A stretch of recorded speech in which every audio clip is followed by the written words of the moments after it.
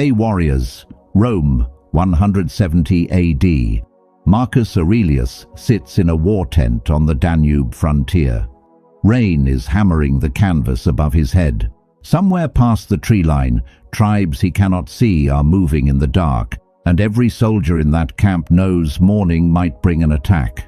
And in the middle of all that danger, the most powerful man in the known world picks up a pen. He doesn't write battle orders. He doesn't write letters begging for reinforcements. He writes to himself, about his own mind, about how to keep it steady while everything around him is trying to tear it apart.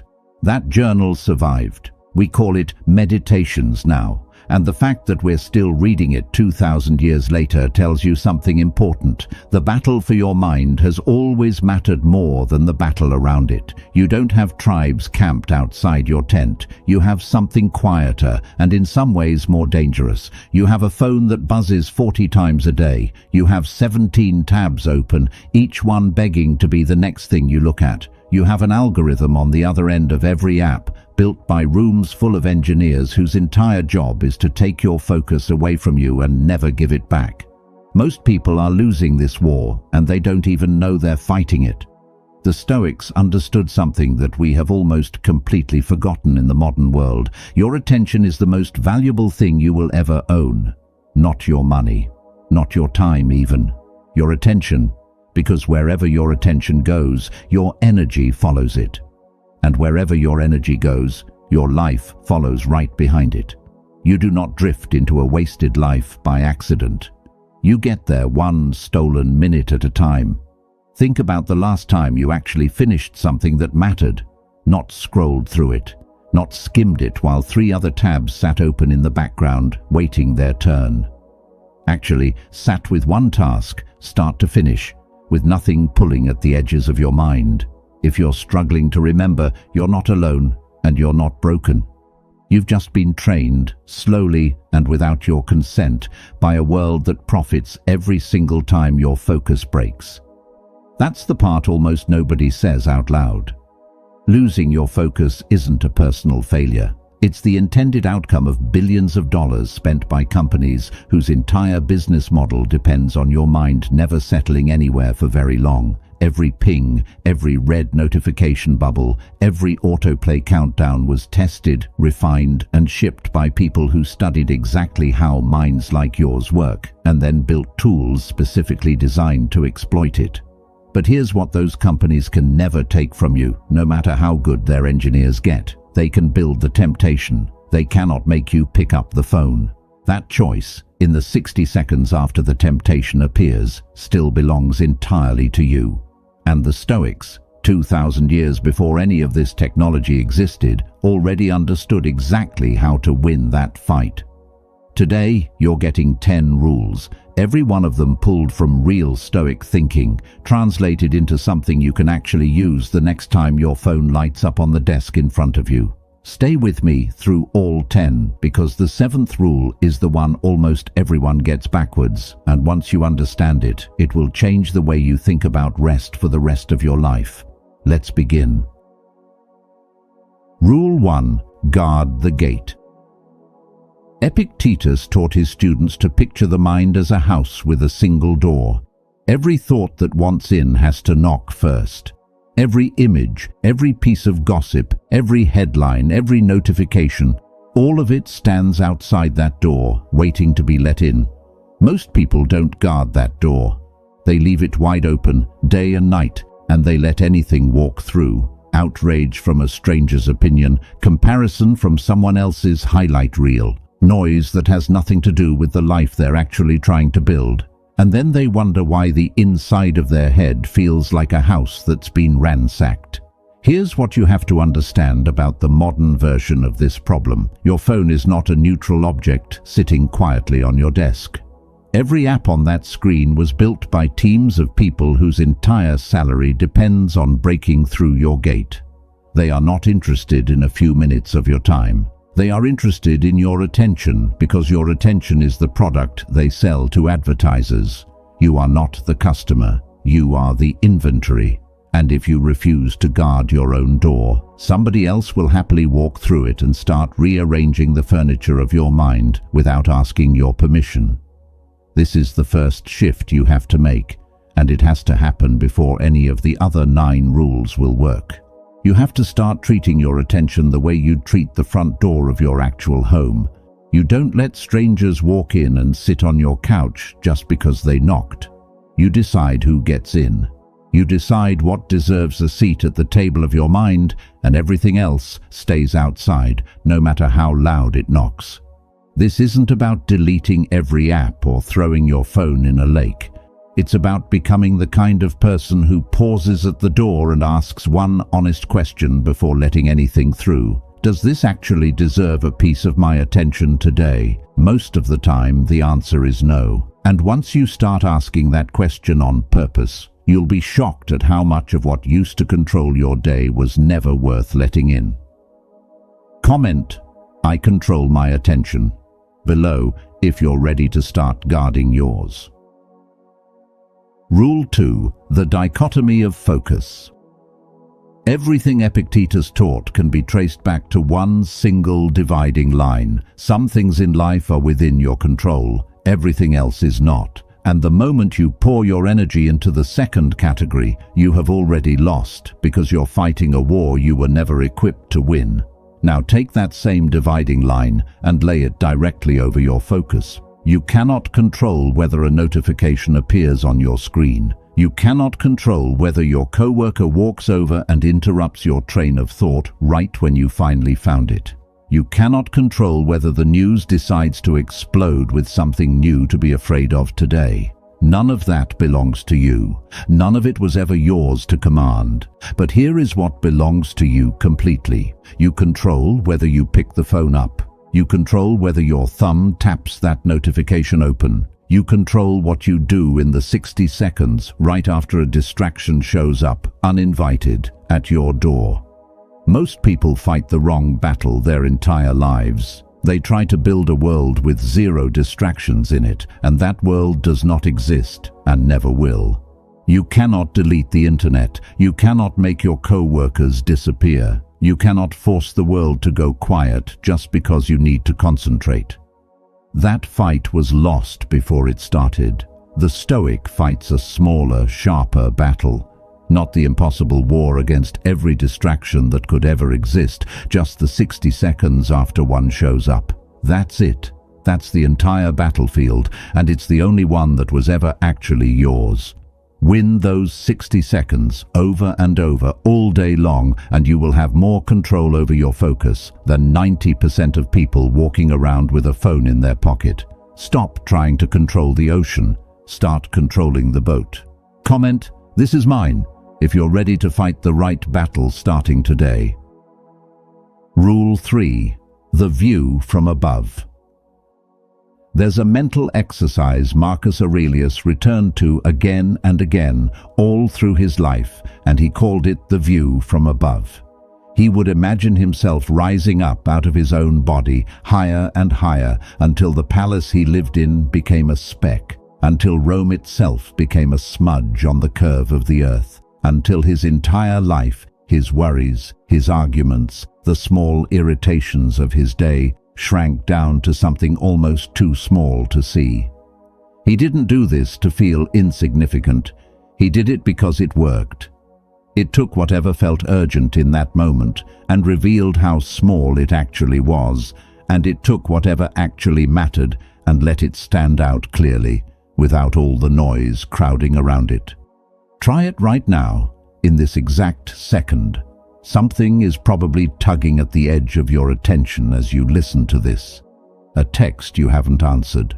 A headline you glanced at an hour ago that's still sitting uncomfortably in your chest. A comment someone made yesterday that you're still turning over in your mind for the 100th time. Now zoom out. Picture your entire life from 100 feet above the ground. Picture it from a mile up. From the edge of the atmosphere, looking down at a tiny blue and green marble. Is that thing pulling at your attention actually a piece of the life you're building? Or is it noise that only feels enormous because it's 3 inches from your face? Distance creates clarity. It always has. The people who make the worst decisions are almost never the people who lack information. They're the people standing too close to the problem to see it clearly. The Stoics figured this out long before anyone had a word for mental clutter, long before anyone needed a word for it, because their world wasn't yet buried under the sheer volume of information ours is. Use this whenever your focus starts slipping. Rise, zoom out. Look down at the thing that felt so urgent a second ago. 9 times out of 10, it gets smaller the higher you go, and once it's small, it stops being able to control you. Comment, "I see clearly," the moment you feel yourself zoom out. Rule 4. One thing fully. Seneca wrote to his friend Lucilius about a sickness he saw spreading through Rome, and it wasn't a sickness of the body. It was a sickness of attention. He watched people jump from one pursuit to the next, never finishing anything, never staying with a single task long enough to actually master it, and he warned that a mind stretched across everything ends up living nowhere at all. Read that again, because it was written for your life more than it was ever written for his. You open your laptop to write one email. A notification slides across the top of your screen. You glance at it for 2 seconds, and now you're somewhere else entirely. A different tab, a different train of thought, a different task, competing for the same narrow strip of attention you started with. By the end of the day, you've touched 20 different things. You answered a few messages, you opened a dozen tabs, you watched half a video, and you finished almost nothing, because nothing ever got your full weight. It only ever got a slice of you, torn between 5 directions at once. That is not productivity, that is motion, pretending to be progress. And it is exhausting in a way that real deep work never is, because scattered attention burns fuel without ever moving the car forward. Seneca's answer to this was almost embarrassingly simple. Choose fewer things, and give the ones you choose your entire weight, not a scattered fraction of it. Not half your mind while the other half waits for the next notification. All of it, completely, for as long as the task requires. The next time you sit down to actually work, pick one single thing before your hands even touch the keyboard, just one. Close every other tab. Put the phone in another room, not just face down on the desk, because face down is not out of reach. It's still a temptation wearing a disguise. Let that one task have all of you for the next hour, uninterrupted, undivided. You will get more done in that single focused hour than you managed across the last 3 scattered, fragmented days combined. Not because you worked harder, because for the first time in a long time, you actually showed up completely for something, instead of showing up in pieces for everything. Comment, "I finish what I start," the second you close every other tab. Rule 5. Train like an athlete. Epictetus compared the untrained mind to an athlete who shows up to compete without ever having trained. No serious competitor walks onto the field cold, expecting their body to perform under pressure it has never faced before. Strength gets built quietly, privately, day after day, long before anyone is watching, long before the competition ever begins. Your focus is built the exact same way, and most people never realize this until it's too late. You cannot sit down one random Tuesday and expect to concentrate deeply for 3 straight hours if you have spent the last 3 years training your brain to switch tasks every 90 seconds. That kind of deep, sustained attention is a skill. It has to be built deliberately, the same way a muscle gets built, through resistance, repetition, and time. So start small, genuinely small. 10 minutes, that's it. 10 minutes of pure, undistracted focus on one single task. No phone in the room, not even in your pocket. No second screen glowing in your peripheral vision. Just you and the work directly in front of you. Tomorrow, push it to 12 minutes. The day after, 15. You are not trying to become a monk overnight, and you shouldn't expect to. You are training a muscle that has quietly atrophied from years of constant low-grade interruption, and muscles that have atrophied don't come back in a single session. They come back one honest rep at a time.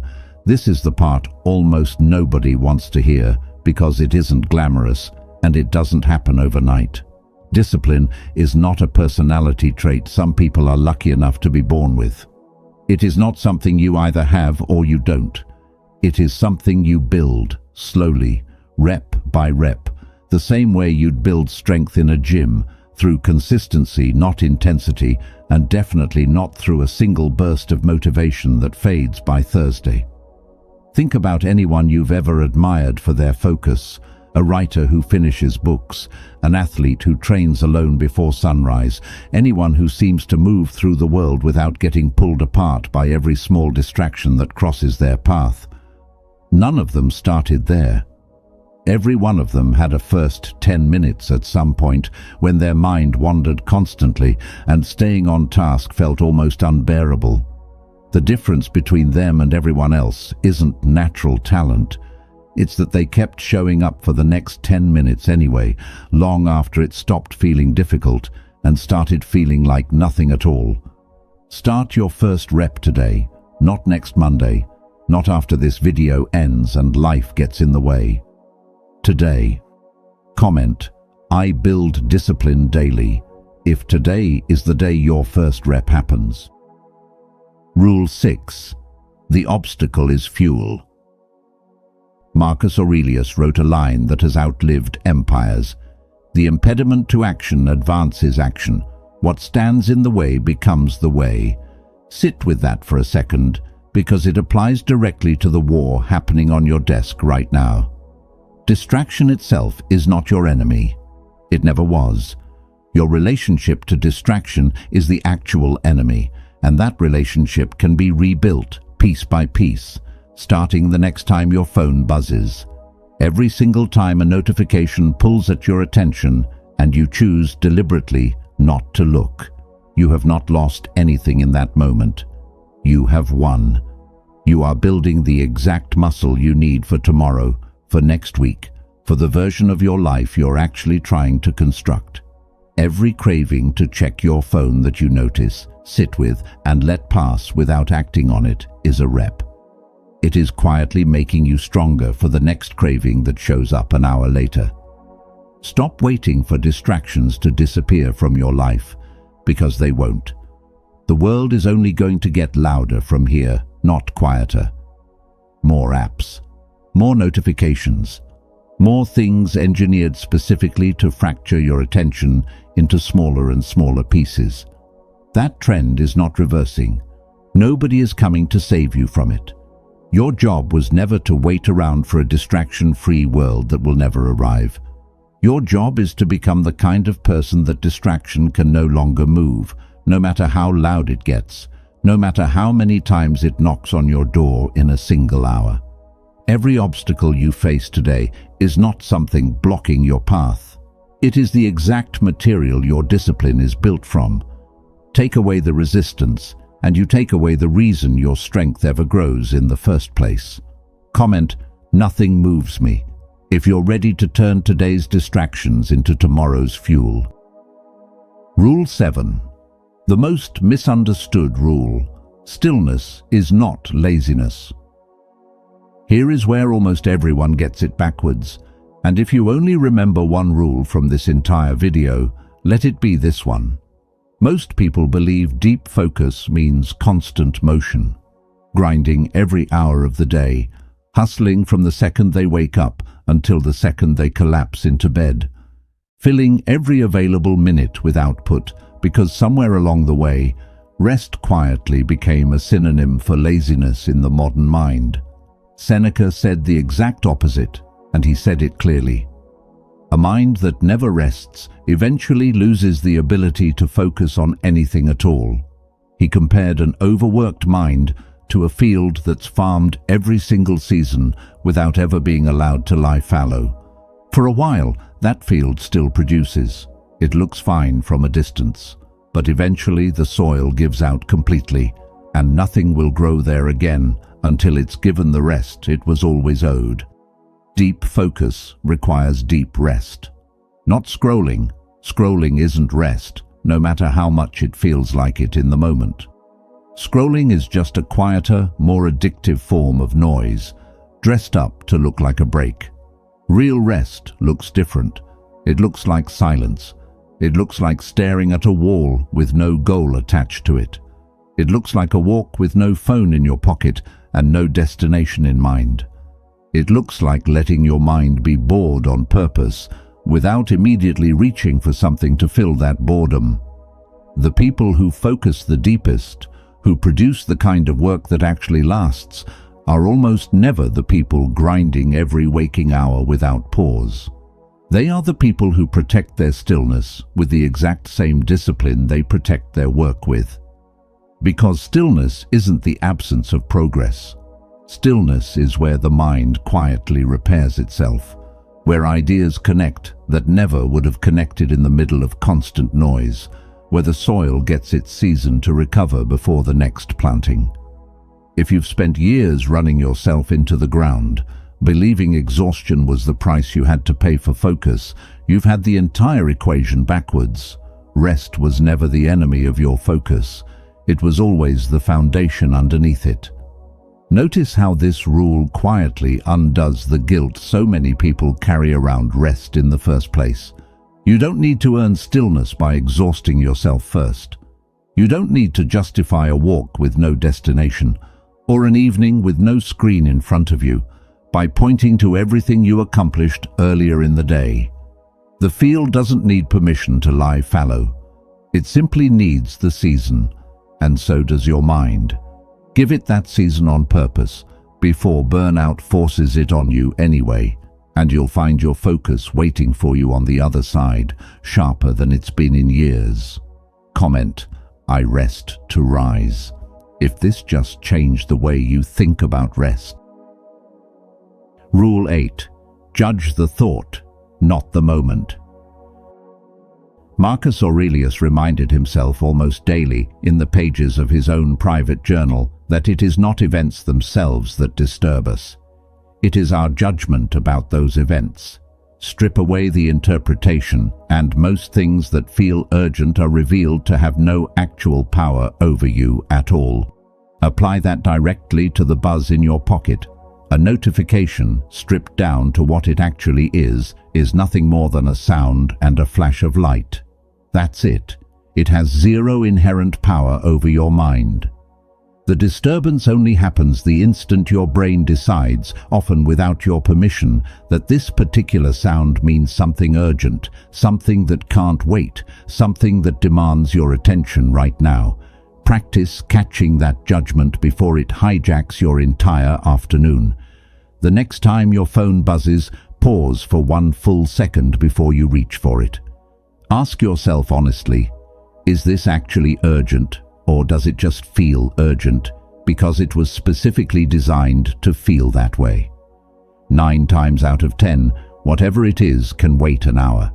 It can probably wait until tomorrow. The emergency you felt in your chest was almost never real. It was manufactured, carefully and deliberately, by an app whose entire business model depends on your sense of panic.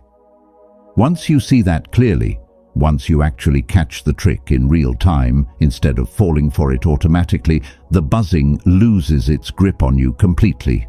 It goes back to being exactly what it always was underneath the manufactured urgency, just a sound, nothing more. Comment, I choose my response. The moment you catch that trick for yourself. Rule 9. Memento mori for your attention. The Stoics kept death close to their thinking, not out of some morbid obsession, but because nothing sharpens your sense of what actually matters quite like remembering that your time is not infinite. Marcus Aurelius reminded himself constantly, in the quiet of his own tent, that he could leave this life at any moment, and that single fact shaped how he chose to spend every single hour he had left. Now apply that same lens to your attention specifically, because your attention is not infinite either. You will not get today back, not one single hour of it, no matter how much you might want a refund later. If you spend 3 hours of today scrolling through the curated, filtered highlight reels of people you've never actually met, that time is gone. Permanently. Spent on something that will mean nothing to you in a week, let alone a year, let alone on the day you're looking back at your whole life and asking what it actually added up to. Ask yourself this question before you open any app, before you let anything through the gate you're supposed to be guarding. If this were the very last focused hour I had left, would I really choose to spend it here, doing this? That question alone, asked honestly and asked often, will completely change what you reach for. It has a way of making the trivial things fall away almost immediately, because nothing clarifies your priorities quite like remembering they are not unlimited. Comment, "My time is sacred," if you just felt that shift happen in real time. Rule 10. Become unbothered. Epictetus taught that the entire point of this kind of training was never perfection. It was becoming the kind of person who simply isn't moved anymore by things that used to control them completely, not through gritted teeth, not through white-knuckle willpower, forcing yourself through sheer effort every single time, through calm, repeated practice, until staying focused stops being something you have to fight for and simply becomes who you are. That is the real prize hiding underneath all 9 rules that came before this one. Not a perfect, distraction-free life, because that life does not exist for anyone, no matter how disciplined they become. The real prize is becoming someone the noise can no longer reach. Someone who can sit in a room full of pinging phones, blaring headlines, and endless demands for their attention, and simply keep working, calm, undisturbed, steady, the exact way Marcus Aurelius sat in that tent on the Danube frontier with enemies camped just beyond the trees. That is not a personality trait some people are lucky enough to be handed at birth. It is a skill, built one deliberate rep at a time, the same way every skill worth having has ever been built. And if you've made it this far, listening closely, actually thinking through each of these 10 rules instead of letting them wash over you, you have already started building it. Comment, "Nothing shakes me," if that's the person you're becoming starting today. 10 rules. Every single one of them built on the same foundation the Stoics discovered more than 2,000 years ago, long before anyone had a name for the modern distractions competing for your mind right now. Your attention is the one thing in this entire world that is completely, undeniably yours. No one can take it from you without your permission. Not an app, not a notification, not a headline engineered specifically to make your heart rate spike. None of it has any real power over your mind unless you hand that power over yourself, one small surrender at a time. Marcus Aurelius never had a smartphone buzzing in his pocket. He had an actual war waiting just outside his tent, real danger, real consequences, real reasons to lose focus completely. You have a different kind of war, quieter but no less real, sitting in your pocket right now. But the weapon required to win it has never changed. It was true 2,000 years ago in that tent on the Danube, and it's true today. A trained mind, a disciplined mind, a mind that has learned through repetition and patience how to stay steady no matter how loud the world around it gets. You don't need to apply all 10 of these rules today. You don't need to become a finished, unshakable version of yourself by tomorrow morning. That expectation alone is enough to make most people give up before they even start, because perfection was never the goal and it never will be. Pick one. Just one rule from everything you just heard. Maybe it's guarding the gate the next time your phone lights up. Maybe it's 10 honest minutes of undistracted work before you let yourself check anything else. Maybe it's simply sitting in silence for 5 minutes tonight, with no goal attached, just to remind your mind what real rest actually feels like. Practice that one rule today, not perfectly, just once, honestly. That is how every single Stoic discipline in history ever actually started. One small, imperfect rep, repeated patiently day after day, until it quietly stopped being a practice and simply became who someone was. Marcus Aurelius wasn't born with a steady mind. He built it, one journal entry at a time, in the middle of wars, betrayals, and grief that would have broken most people. If he could build that kind of discipline under those conditions, you can build a fraction of it while sitting at a desk with a phone buzzing next to your coffee. If this changed the way you think about your own focus, even slightly, hit subscribe, because next week we're going even deeper into how the Stoics trained themselves to stay calm under real pressure. Not just everyday distraction, but actual chaos, actual loss, actual hardship, and how that same steady mind carried them through all of it. Comment Stoic if you're staying on this journey with us. Until then, guard your attention like it's the most valuable thing you will ever own, because it is. It always has been.